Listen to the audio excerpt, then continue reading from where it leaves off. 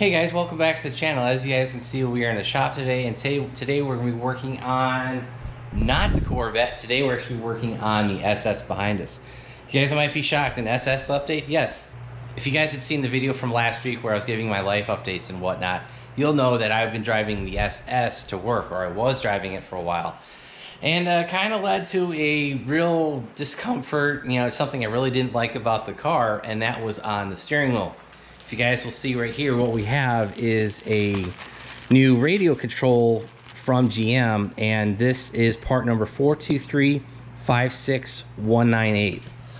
And what this is going to be replacing is actually the source button over on the right hand side of the steering wheel. And basically what's in there now is this like selectable button that you have to press up and down. What we'll be replacing that is basically this style over here on the left that has a little bit of a nub on it. And I think this is from a Chevy Trax or Chevy Sonic, something like that. It's a newer car that came out after the SS, but it happens to use the same steering wheel, or it happens to fit the same, so something like that. But yeah, so like I said, I think this was $30 on Amazon. Maybe it was like 36, something like that. And all we got to do is take the airbag off, take this apart, because I don't think the button, I think the steering wheel trim is different. Take that off and we'll be able to get in there and install this new steering wheel control. Here is the new steering wheel control. You guys can see that source button. It's got a nub on it. I want to say the G8s had this, but the SS doesn't. I think that was something to do with the change from the VE to the VF chassis. And I swear my old G8 had a button similar to this. But basically, like I said, it's got a little nub on it that you guys can see. And that basically will help you, change your source a lot easier. Because I've even seen people complain, like, they try to go from like FM1 to FM2 or FM to XM. They hit that button and it like clicks twice, or it doesn't click at all.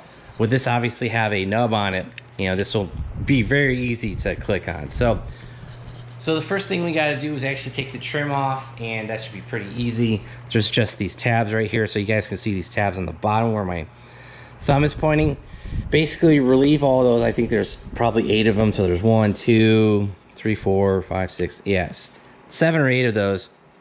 We'll get that popped off, and basically, like I said, all we're gonna be using is the buttons itself and not the trim. So I've gotten the button out of the trim surround. Like I said, you just gotta pop all of those tabs. I think, like I said, there's 7 of them. Pop them off, you get the trim surround off, and what we got to do now is use some Allen keys and get the airbag off. So you guys will see that I've got the trunk popped, and that is because I have disconnected the battery. So you guys will see I have the airbag almost disconnected. There are basically 3 holes on the back of the steering wheel, and what you do is you take your Allen key, you put it in the hole. It's actually, there's gonna be these 2 holes here on the outer edge, not the bottom one. There's 2 outer edge. You see these 2 steel rods here? You basically want to put it in at an angle, and then push the front of this Allen key the opposite way. So you went in like this, but you're gonna push it to the left. And by pushing it to the left, you're gonna move it out of here, and that'll release the clips onto the back of the airbag. Same thing with the left side. You're gonna put it in, and then push to the right. That'll push this rod to the right, releasing this clamp. So that's how that works. You get the airbag out by pulling up these orange tabs.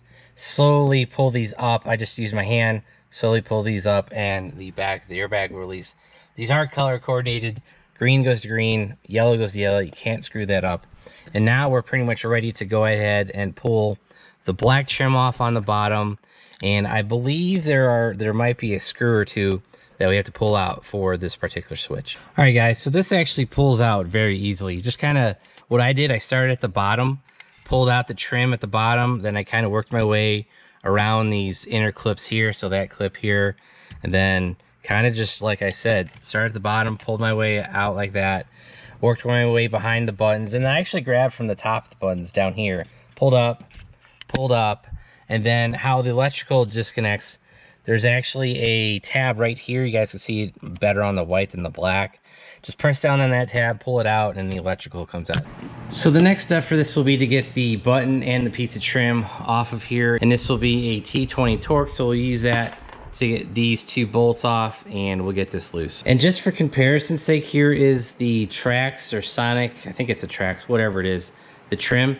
you guys can see it's shaped totally differently, and it won't even, the holes don't line up with the SS trim. So that is why you do need to swap the trims around from the SS onto the new button from the Trax. All right guys, you can clearly see the differences between the two source controls, whatever you want to call this swap. You can see that the bottom, this is the one from the Trax, it's got the little nub in it. You guys can see the top one, obviously it doesn't have that little nub. And like I said, it's just 2 T20 Torx. We're gonna put this new button in this new trim piece. This is the piece from the SS. And the other thing I wanted to show was, guys, my screwdriver actually has a little bit of a bend to it. So I don't know if that helped make it easier or whatnot, but I was able to pop off all the backing plates here, all the stops, without breaking anything. And basically started by doing the top two, the bottom two, and then I kind of just did the sides and everything popped off. So, all right guys, so we got the new nub controllers, I've been calling it, back installed. I put the T24 Torx back on the back. And honestly guys, just tighten that down by hand. I just used the Torx bit with an extension on it, and I didn't even use a ratchet wrench. So yeah, so that's all back installed.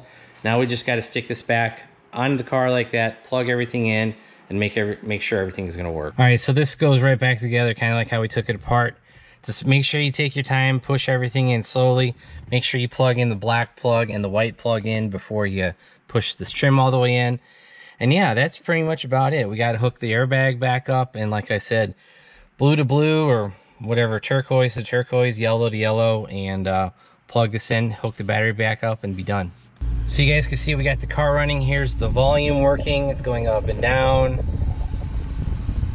The source, that is working. Cool. Oh yeah, that's so much nicer. Wow. That's ridiculous. All right, so yeah, you guys can see we're hitting the source button, and we're just hitting it up. It's going through the channels, and please say a command. Bluetooth's working. Goodbye. All right, so yeah, everything appears to be working. Oh, there's a mute button. I had no idea that's a mute button. That's ridiculous. So, oh, no way. See guys, I've had this car for 8 years and I didn't know that was a mute button. All right, so yeah, that's pretty much it for this. Let's call it an OEM Plus upgrade. I don't know, just another Chevrolet parts bin thing, and yeah. All right guys, so that's gonna be it for the upgrades to the SS today.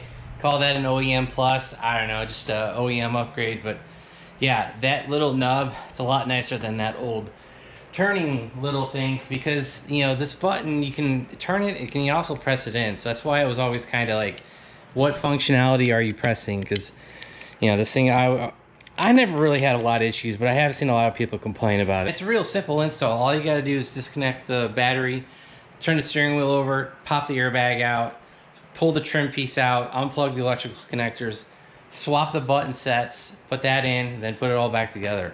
I mean, I think I've been out here for like 30-35 minutes. So, and that's with taking breaks, filming, and whatnot. So guys, you can probably get this done in under a half hour, and it's 36 bucks. Real easy. So, and also I'll drop a link down for that part down below on Amazon, because that is where I picked that up. So, and so yeah, that's gonna be it for today's video. I hope you guys enjoyed it. If you guys want to see more SS content, there might be some coming up in the future. Hit that subscribe button, turn on your bell notifications, and if you guys want to help support the channel, check out the links down below. I'll drop a link for the controller, that little switch that we got, and everything else that we used today. So, oh, and also make sure you check our website, BonecrrusherSS.com. Any support you guys can give there goes right back into the channel, the SS Corvette, the truck, the shop, and everything's appreciated. So thanks guys, have a great one.